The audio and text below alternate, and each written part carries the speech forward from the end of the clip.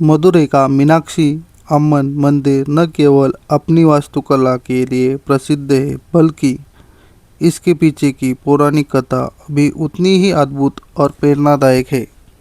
यह मंदिर देवी पार्वती यानी मीनाक्षी और भगवान शिव यानी सुंदरेश्वर के प्रेम और शक्ति का प्रतीक है।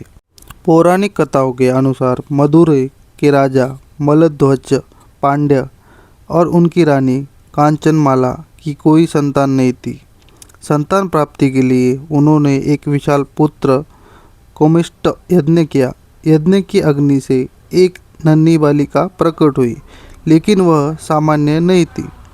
उस बालिका के 3 स्तन थे, जिसे देखकर राजा और रानी चिंतित हो गए। तभी एक आकाशवाणी हुई कि उन्हें कोई चिंता करने की आवश्यकता नहीं है। इस बालिका का पालन पोषण एक योद्धा पुत्र की तरह किया जाए। जब वह अपने होने वाले पति से मिलेगी तो उसका तीसरा स्तन अपने आप गायब हो जाएगा। राजा ने उसका नाम तड़ातकाई रखा, जिन्हें बाद में मीनाक्षी कहा गया। उन्होंने उसे युद्धकला, राजनीति और शास्त्रों में निपुण बनाया। पिता के मृत्यु के बाद वह मदुरै की शासिका बनी। उन्होंने अपनी विजय यात्रा शुरू की और तीनों लोगों को जीत लिया। अपनी दिग्विजय यात्रा के दौरान वह अंत में हिमालय में स्थित कैलाश पर्वत पर पहुंची। वहाँ जब उन्होंने भगवान शिव को देखा तो अचानक उनका तीसरा स्तन गायब हो गया। उन्हें तुरंत आभास हो गया कि भगवान शिव ही उनके भावी पति है। शिव ने उन्हें मदुरै लौटने को कहा और वादा किया कि वे 8 दिनों के बाद विवाह के लिए वहाँ आएंगे। भगवान शिव सुंदरेश्वर के रूप में मदुरै पधारे।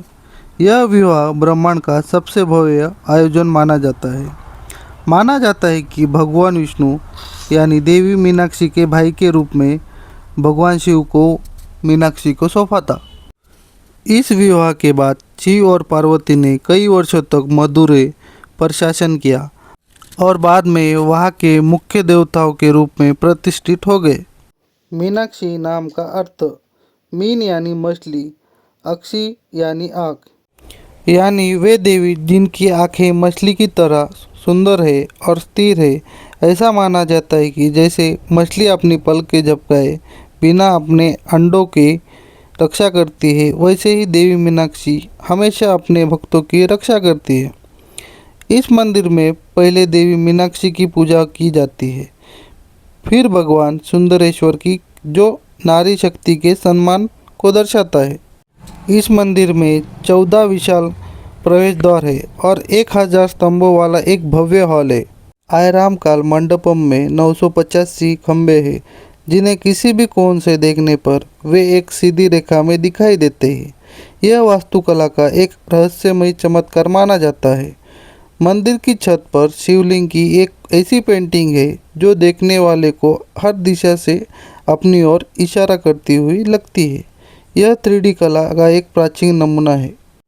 मंदिर के बाहरी गलियारों में ऐसे पत्थर के खंभे हैं जिन्हें थपथपाने पर अलग अलग संगीत के स्वर सुनाई देते हैं।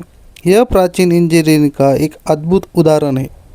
यह मंदिर 2000 साल पुराना है, लेकिन 14वीं शताब्दी में मालिक काफूर के आक्रमण के दौरान इसे काफ़ी नुकसान पहुंचाया था।